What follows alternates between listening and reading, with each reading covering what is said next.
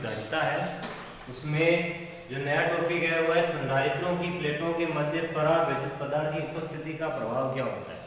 अब देखिए मैं अपन ने बात की थी कि जो समांतर प्लेट संधारित्र होता है उसकी धारिता कितनी होती है, वो होती है C = ε0 A/d। डी क्या होती है, दो प्लेटों के बीच की दूरी, ए क्या था आपके पास, क्षेत्रफल था।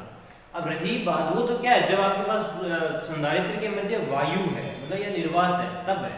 अगर आपको बोल दिया जाए कि परावैद्युत पदार्थ को अगर भर दिया जाए तो उसकी धारिता में क्या प्रभाव पड़ेगा, उसकी धारिता बढ़ेगी, कम होगी, क्या होगा क्या नहीं होगा, वो अपन चेक करते हैं। तो देखिए आपके पास एक संधारित्र है और एक पर तो आपको दिया +q आवेश और एक पर दिया -q आवेश। दोनों का क्षेत्रफल है वो समान है और उन दोनों के बीच की दूरी है वो है आपको दे रखी d। अब क्या होगा कि अगर यहाँ पे प्लस और माइनस दिया हुआ है तो एक तो क्या बाह्य विद्युत क्षेत्र मिलेगा,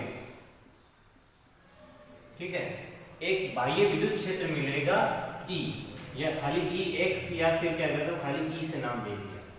अब क्या होता है कि इसमें अगर पदार्थ भर दिया जाता है, देखो यहाँ पे प्लस हो जाएगा, अगर प्लस आवेश दिया तो इस प्लेट पर प्लस आवेश हो जाएगा, इस पे क्या हो जाएगा, यहाँ पे माइनस हो जाएगा, ठीक है। अगर यहाँ इस तरह से भरा हुआ है तो यहाँ पर माइनस, यहाँ पे plus, minus plus, minus plus. अब ये परावैद्युत पदार्थ होता है ना, कोई बाह्य विद्युत क्षेत्र की उपस्थिति में ये प्रेरित द्विध्रुव आघूर्ण उत्पन्न करते हैं। तो यहाँ पे द्विध्रुव आघूर्ण होगा, इसका मतलब क्या होगा, जो आयन होंगे वो प्लस माइनस में अरेंज हो जाएंगे। अब देखिए यहाँ पे माइनस प्लस इस तरह से बनते जाएंगे,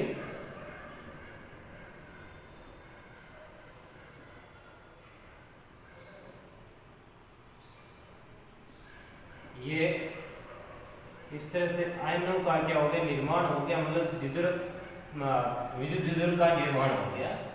अब क्या होता है कि इसका प्लस और इसका माइनस ये आपस में एक दूसरे को निरस्त कर देते हैं, इसका प्लस इसका माइनस ये निरस्त कर देते हैं, तो यहाँ से तो बचेगा माइनस और यहाँ से बचेगा प्लस, ठीक है, खाली इतना बचेगा। इसी तरह से सारों में इस तरह से होता है। यहाँ इस साइड में एक लेयर बन जाएगी, किसकी बन जाएगी, प्लस की बन जाएगी, और यहाँ पे एक जो परत बनेगी वो किसकी बन जाएगी, माइनस की। तो प्लस से माइनस की ओर एक प्रेरित विद्युत द्विध्रुव होगा, जो कि इसको नाम दे दिया अपन ने EP नाम दे दिया। EP का मतलब क्या होगा, यहाँ पे जो परावैद्युत पदार्थ है ना उसके कारण विद्युत क्षेत्र। अब देखिए एक विद्युत क्षेत्र इधर आ रहा है, एक इधर क्षेत्र इधर की ओर आ रहा है, जो कुल आएगा वो कितना हो जाएगा, माइनस में हो जाएगा, सिंपल सी बात है। चलो मैंने Ex का इनाम दिया इसमें, तो इसमें लिख रहा हूं, माना संधारित्र की दो प्लेटों पर समान परंतु विपरीत प्रकृति के आवेश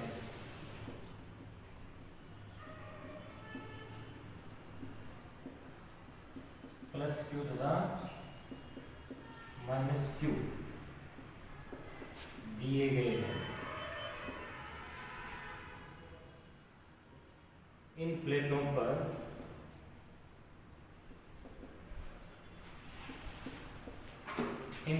पर जो ये होगा पृष्ठीय आवेश घनत्व है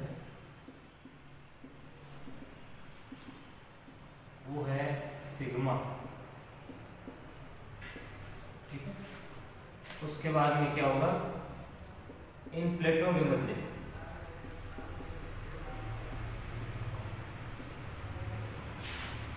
जब परावैद्युत पदार्थ भर दिया जाता है, परावैद्युत पदार्थ भर दिया जाता है तो बाह्य विद्युत क्षेत्र की उपस्थिति में क्या करेंगे,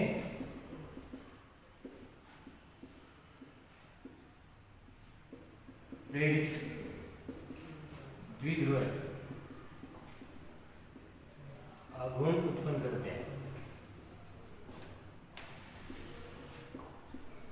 ठीक है। इनके कारण एक विद्युत क्षेत्र जो कि आपके पास क्या होगा, ईपी होगा, उत्पन्न होता है, जिसकी दिशा किधर होगी, बाह्य विद्युत क्षेत्र की विपरीत दिशा में होगा। बाह्य विद्युत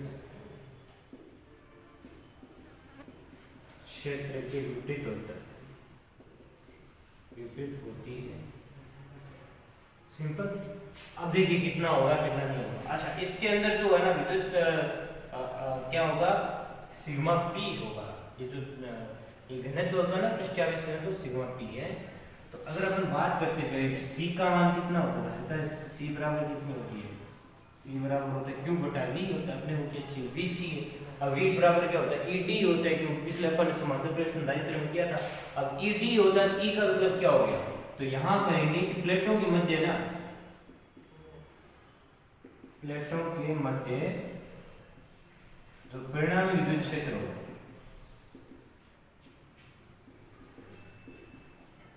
वो होगा ई इक्वल्स टू क्या हो जाएगा, ई एक्स एन एक्सटर्नल और माइनस क्या कर दिया जाता है, ई पी कर दिया जाता है। मतलब क्या हो गया, इसमें घट जाता है। अगर मैं इसकी बात करता हूँ ई इक्वल्स टू, ये क्या हो जाएगा, सिग्मा अपॉन एप्सिलॉन नॉट हो जाएगा और माइनस सिग्मा पी अपॉन कितना हो जाएगा, एप्सिलॉन नॉट हो जाएगा। ठीक है। अगर इसका अगर परावैद्युत है वो कितना दे रखा है, यहाँ पे एप्सिलॉन दिया हुआ है तो एप्सिलॉन कर देंगे। अगर इसकी वैल्यू रखेंगे, एप्सिलॉन क्या चीज होती है, अब देखिए चूंकि एप्सिलॉन आर इक्वल्स टू होता है एप्सिलॉन अपॉन एप्सिलॉन नॉट होता है, तो जैसे ही रखेंगे तो एप्सिलॉन की वैल्यू क्या हो जाएगी, एप्सिलॉन नॉट एप्सिलॉन आर हो जाएगा। तो ई की वैल्यू आएगी, वो आएगी सिग्मा अपॉन में epsilon not minus sigma P upon में एप्सिलॉन नॉट और एप्सिलॉन आर आ जाएगा। ठीक है, इस तरह से आएगा। अगर मैंने यहाँ पे सिग्मा कॉमन ले लिया या यूं कहूँ कि 1/एप्सिलॉन नॉट कॉमन ले लिया तो यहाँ हो जाएगा sigma minus sigma P upon में एप्सिलॉन आर हो जाएगा। तो कुल मिला के क्या हो रहा है, यहाँ पे ई के मान में क्या हो रही है, कमी हो रही है। ठीक है, तो यहाँ पे क्या होगा, ई के मान में कमी होगी। तो ई के मान में क्योंकि v बराबर क्या होता है, विभव v बराबर होता है ई डी होता है, तो यहाँ पे v बराबर ये हो जाएगा 1/एप्सिलॉन naught sigma minus sigma P upon में एप्सिलॉन आर हो जाएगा। और यहाँ पे क्या हो गया, डी हो गया। तो v समानुपाती e हो गया। यदि e के मान में क्या होती है, यहाँ ऐसे करेंगे, यहाँ e के मान में कमी होती है। ठीक है, e के मान में कमी होती है, अतः v के मान में भी क्या होगी, कमी होगी। इस प्रकार धारिता के मान में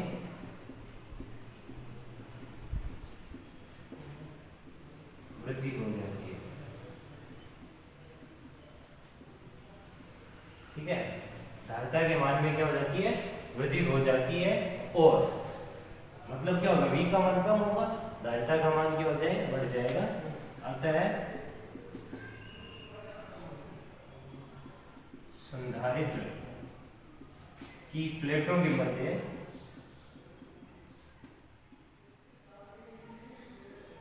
परावैद्युत पदार्थ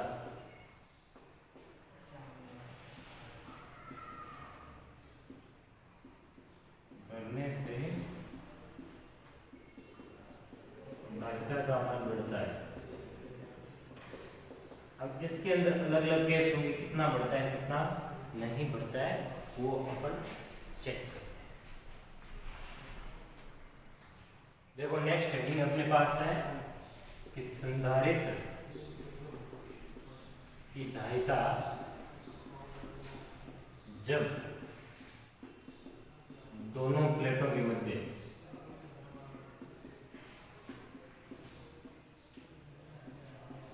परावैद्युत पदार्थ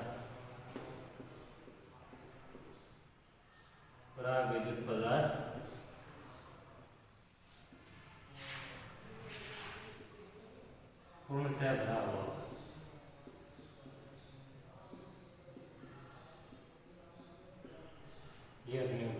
ठीक है। मतलब ये हो गया कि दो प्लेटें आपके, उनके बीच में जो परावर्तित पदार्थ है वो पूरा पूरा भरा हुआ है। इसके अंदर इस तरह से होगा, ये दो प्लेट, उनके बीच की दूरी d प्लस आवेश है यहाँ पे और यहाँ पे माइनस आवेश है, ठीक है। और इनके मध्य एप्सिलॉन r परावैद्युतांक का पदार्थ भरा हुआ है, ठीक है। इसमें लिखना क्या है, माना समांतर प्लेट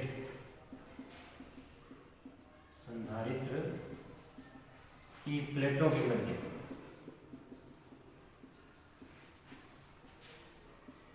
एप्सिलॉन r, ठीक है, परावैद्युतांक का पदार्थ भरा हुआ,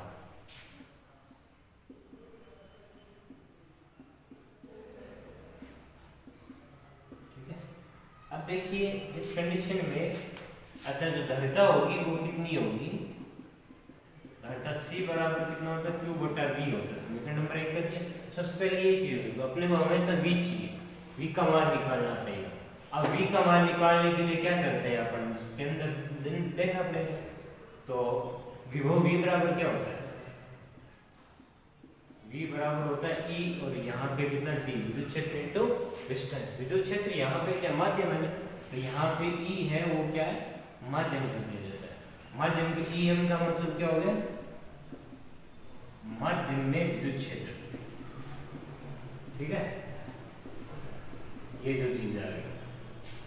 अब देखो माध्यम में विद्युत क्षेत्र कितना होता है, निर्वात की तुलना में कितना होता है, वो अपन चेक करेंगे। कैसे चेक करेंगे, देखिए क्योंकि जो EM होता है ना वो होता है निर्वात की तुलना में बटा एप्सिलॉन r गुना होता है। निर्वात बटा कितना होता है, निर्वात का विद्युत क्षेत्र अपॉन में एप्सिलॉन r होता है, जो कि पहले चैप्टर में अपन ने किया था। अगर मैं इसकी जगह यहाँ रख दूं तो ये क्या हो जाएगा, अतः V बराबर कितना मिलेगा, E बटा में एप्सिलॉन r और यहाँ पे कितना हो गया D हो गया। अब प्लेटों के कारण विद्युत क्षेत्र कितना होता है, फिर से विद्युत क्षेत्र जो E होता है वो कितना होता है, E बराबर होता है सिग्मा बटा एप्सिलॉन नॉट होता है। तो जैसे ही रखेंगे और सिग्मा की वैल्यू कितनी होती है, Q अपॉन में A एप्सिलॉन नॉट होती है, ठीक है। तो ये अपन ने रख दिया, तो अपने पास ये जो V की वैल्यू है वो कितनी मिलेगी, V बराबर इस E का मान रखो, Q बटा में A एप्सिलॉन नॉट बटा में एप्सिलॉन r इंटू में क्या हो गया, D हो गया। तो V बराबर Q अपॉन में A epsilon not epsilon r और यहाँ पे क्या हो गया D। ये समीकरण नंबर 2 बन गया। अब समीकरण 1 व 2 से क्या मिला अपने को, C बराबर Q बटा V का मान है Q अपॉन में A epsilon not epsilon r और ये D। Q से Q चला जाएगा, ऊपर जाएगा, तो यहाँ पे C की वैल्यू मिलेगी A epsilon not epsilon r upon में कितना मिलेगा, D मिलेगा। तो एप्सिलॉन 0 A और अपॉन D और बाहर मैंने एप्सिलॉन r कर दिया। ये किसका होता है, निर्वात का होता है। तो C इक्वल्स टू क्या हो गया, C0 एप्सिलॉन r, मतलब निर्वात ये कितना गुना हो जाता है, यहाँ पे एप्सिलॉन r गुना हो जाता है। तो इसका जो फॉर्मूला होता है माध्यम में विद्युत क्षेत्र इसमें रहता है कितनी होगी, वो कितनी होगी, epsilon 0 epsilon r A upon कितना हो जाएगा, D हो जाएगा, ठीक है। अब जो नेक्स्ट टॉपिक है वो है संधारित्र की धारिता जब दोनों प्लेटों के मध्य पराविद्युत पदार्थ है वो अंशतः भरा हुआ। अंशतः भरा हुआ मतलब क्या होगा, कम होना चाहिए, कम है, ठीक है। अब वो कितना है, कितनी धारिता होगी वो अपन चेक करते हैं, ठीक है। तो इसमें देखिए आपके पास समांतर प्लेट संधारित्र है जिसके बीच की दूरी, प्लेटों के मध्य दूरी कितनी दे रखी है, D दे रखी है। एक पर प्लस Q आवेश और एक पर माइनस Q आवेश, दोनों का जो क्षेत्रफल है वो है A, समान है। अब क्या करते हैं, एक पट्टिका रखते हैं इन दोनों प्लेटों के मध्य और इसका जो पराविद्युतांक है वो है एप्सिलॉन r, एप्सिलॉन r। और इस पट्टिका की जो मोटाई है वो है अपने पास T दे रखी है, ठीक है। अब इस स्थिति में अपने को क्या करना है, धारिता निकालनी। तो इसमें लिख रहा हूं, माना समांतर प्लेट संधारित्र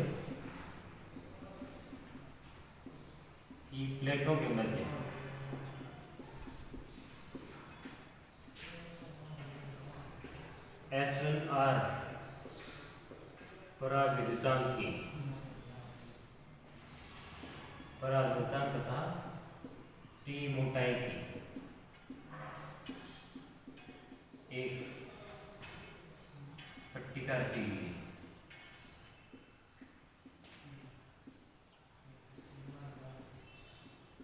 ठीक है, अब इसके कारण अपने को क्या निकालना, विद्युत क्षेत्र निकालना। तो चूंकि धारिता का जो मान होता है धारिता C बराबर में Q बटा V होता है। समीकरण एक देखिए, अपने को V चाहिए। अब V कैसे निकालेंगे? V देखिए यहाँ पे ध्यान से देखिए, एक तो होगा इसमें निर्वात में विभव और एक होगा माध्यम में।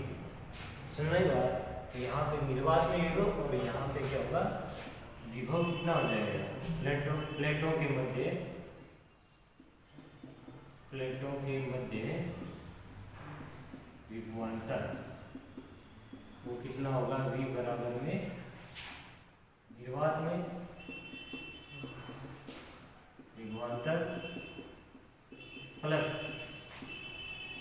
माध्यम में विभवांतर। अब कैसे आया, माध्यम कैसे होगा, निर्वात कौन सा हो गया, निर्वात तो जिनकी मोटाई की बाकी जो जगह बची है निर्वात है। तो यहाँ पे V इक्वल्स टू निर्वात में E होता है, यहाँ पे कितना हो जाएगा, D माइनस T होगा, E D होता है ना दूरी, E इंटू D होता है, D की जगह कितना हो जाएगा, D माइनस T। निर्वात ये जो बाकी इसको हटा दिया D माइनस T बन जाएगा, और प्लस माध्यम में बोला EM और दूरी कितनी दे रही थी, मोटाई कितनी है, T दे रही है। ठीक है, अपने को क्या चाहिए, EM की वैल्यू चाहिए। तो V बराबर में E और D minus T plus EM की वैल्यू क्या होती है, E अपॉन एप्सिलॉन R होता है, और यहाँ पे कितना हो गया, T होगा। ठीक है, यहाँ पर E की वैल्यू क्या होती है, सिग्मा बाई एप्सिलॉन नॉट होती है, और ये हो गया D माइनस T और प्लस में ये हो जाएगा सिग्मा बाई एप्सिलॉन नॉट और नीचे एप्सिलॉन R और यहाँ पे T हो गया। क्या कॉमन आ रहा है, sigma by epsilon naught common आ रहा है, और D माइनस T प्लस का T अपॉन में एप्सिलॉन R बच गया। अब सिग्मा की वैल्यू क्या होती है, Q अपॉन A होता है, नीचे एप्सिलॉन नॉट पड़ा है, तो यहाँ पे D माइनस T प्लस का T बटा में एप्सिलॉन R। ठीक है, ये आ गया V का मान। ये समीकरण नंबर कितनी होगी, 2 होगी। अपने को यहाँ पर करना क्या है, V का मान है, तो इसमें रख रहा हूँ मैं समीकरण 1 व 2 से, यहाँ लिख रहा हूँ। तो C equals to Q upon V का मान है Q अपॉन में A epsilon naught D minus T plus T बटा में एप्सिलॉन R। Q से Q कैंसिल हो जाएगा, जो C का मान मिलेगा वो ऊपर चला जाएगा, एप्सिलॉन 0 A अपॉन में D minus T plus T बटा में एप्सिलॉन R। ये अपने पास क्या मिली, इसकी धारिता मिली। ध्यान रखना, याद रखना कि जब भी कोई एकांशिक भरा हुआ होता है, T मोटाई की अगर प्लेट रखी हुई होती है, तो C का मान epsilon 0 A upon D minus T plus T बटा एप्सिलॉन R होता है। अब इसमें भी कुछ केस बनते हैं, क्या केस बनेंगे देखते हैं। देखिए यहाँ पे ये फॉर्मूला आया हुआ है, यदि मैंने ऐसे कर दिया, कहानी ऐसे कि T का मान कितना कर दिया, D कर दिया, कितना D, मतलब पूरे में भर दिया जाता है, इसको ये हो गया पूर्णतः बराबर।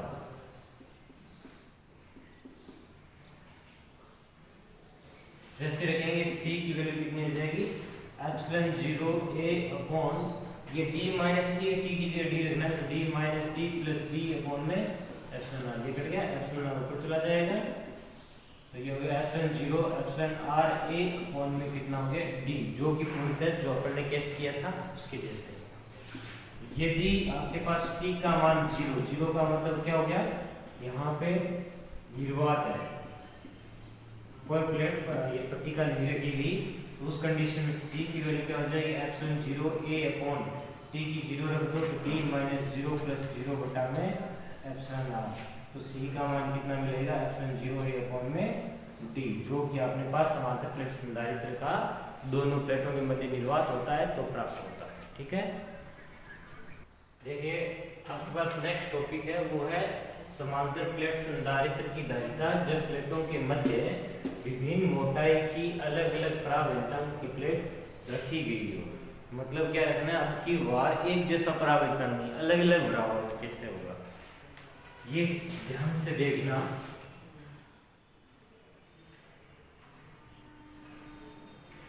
आपके पास एक समांतर प्लेट संधारित्र है जिसकी एक प्लेट पर तो प्लस क्यू आवेश, दूसरी प्लेट पर माइनस क्यू आवेश दिया गया है। ठीक है, दोनों के बीच की दूरी है वो है डी।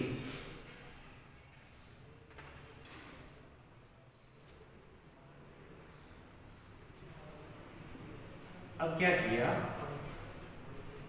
एक प्लेट यहां रखी जिसका परावर्तन एप्सिलॉन r1 है और मोटाई कितनी दे रखी टी का। दूसरी प्लेट यहां रखी जिसका परावर्तन एप्सिलॉन r2 है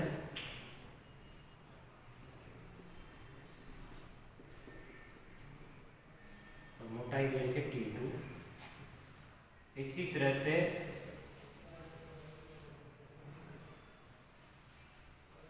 आपके पास एप्सिलॉन r3 की T3 मोटाई की है और एक nवीं प्लेट है जिसको एप्सिलॉन rn परावर्तन एप्सिलॉन rn है और मोटाई Tn ऐसे बीच में रखी हुई। तो क्या लिखना है इसके अंदर, माना विभिन्न परावर्तन epsilon r1, epsilon r2, epsilon r3 epsilon rn की, ठीक है, n की प्लेटें जिनकी मोटाई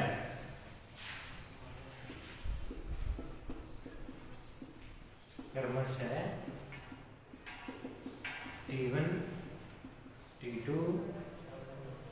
and T3 and so on Tn है,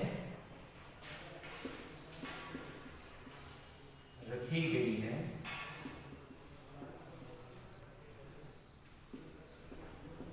इनके कारण जो विद्युत धारिता है वो कितनी मिलेगी, C बराबर में Q बटा V। समीकरण नंबर 1 कर दिए। अब विभवांतर की बात करते हैं तो यहाँ पे क्या होगा, प्लेटों के मध्य विभवांतर कितना होता है, V बराबर निर्वात में विभवांतर प्लस माध्यम में विभवांतर, दोनों मिल गया। अब देखो V का मान निर्वात में विभवांतर, निर्वात में कितना होता है, E होता है, और विभवांतर की बात करते हैं तो यहाँ पे D माइनस निर्वात कितना होगा भाई, निर्वात ये होगा कि यहाँ पे जितनी प्लेटें हैं ना इनकी मोटाई है वो घटा दो D में से, सिंपल। तो ये हो जाएगा D minus T1, D minus T1 plus T2 plus plus Tn। ये देखो सबकी मोटाई घटा दी किसमें से, D में से, और प्लस माध्यम है तो Em, ठीक है, यहाँ पे Ed होता है। तो पहला वाला है तो इसके अंदर मोटाई कितनी दे दिया तो T1 दे रहा है, Em1 T1 plus Em2 T2 plus plus और Emn, और यहाँ पे क्या हो गया Tn। तो V बराबर में E D minus T1 plus T2 plus plus Tn, और इसको क्या लिख सकता हूँ एप्सिलॉन, इसमें जो निर्वात में क्या होता है E बराबर कितना होता है, सॉरी Em बराबर होता है E बटा एप्सिलॉन r होता है। तो यहाँ पे E बटा में एप्सिलॉन r1 और यहाँ पे T1, और E बटा में कितना हो जाएगा epsilon r2 T2 plus plus E बटा एप्सिलॉन rn Tn हो गया।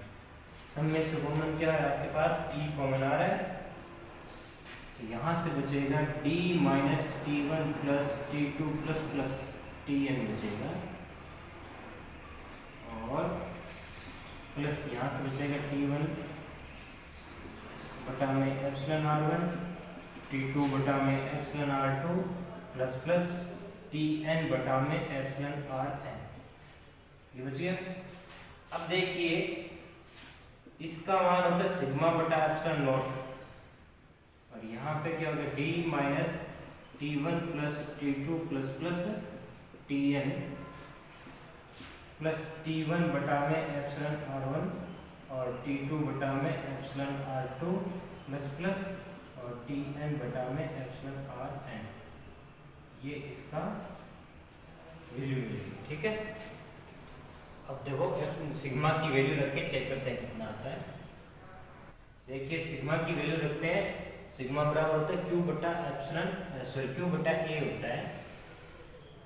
तो लिख लो चाहे आप यहाँ पे सिग्मा बराबर क्यू बटा ए होता है, तो v बराबर में क्यू अपॉन में ए एप्सिलॉन नॉट और d minus T one plus T two plus plus T N, और प्लस का ये हो जाएगा टी वन बटा epsilon R one, T two बटा में epsilon R two plus plus T N बटा में एप्सिलॉन आर एन हो गया। ठीक है, ये समीकरण नंबर 2, जो कि एक पहले थी 2 ये आ गई। तो समीकरण 1 व 2 से तो c बराबर q बटा में ये हो जाएगा v का मान q बटा a एप्सिलॉन नॉट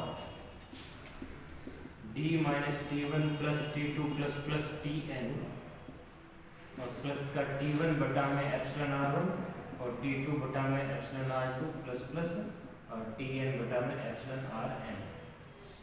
ठीक है, ये वैल्यू मिल गई अपने को। तो क्यू से क्यू कैंसिल हो गया, ऊपर जाएगा एप्सिलॉन जीरो ए, एप्सिलॉन जीरो को पहले लिख लेते हैं ताकि बोलने में आसानी होती है। और D minus T one plus T two plus plus T N, फिर टी वन बटा में epsilon R one, T two बटा में epsilon R two plus plus T N बटा में एप्सिलॉन आर एन। ये अपने पास धारिता का मान प्राप्त होता है इस प्रकार से। इतना बड़ा फॉर्मूला है, याद क्या रखना है, एप्सिलॉन जीरो ए तो रहेगा, डी माइनस सबकी मोटाई को घटा दिया अपन ने, प्लस बाद में टी वन के अपॉन में इसका सूत्रानुसार टी टू के अपॉन में एप्सिलॉन आर टू। इस तरह से अपने को क्या मिल जाएगा, इस संधारित्र की धारिता प्राप्त